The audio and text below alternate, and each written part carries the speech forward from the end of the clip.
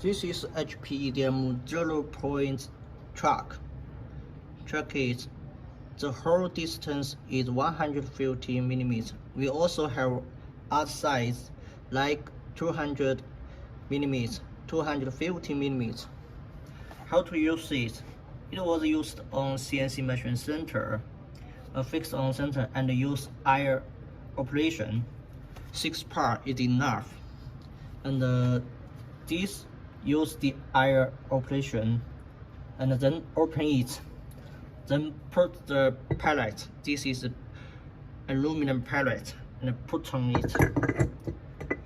And you can fix your workpiece on the surface as per your requirements. You can produce many pallets and fix workpiece outside, then put on the CNC machine. It can improve your efficiency. Thank you.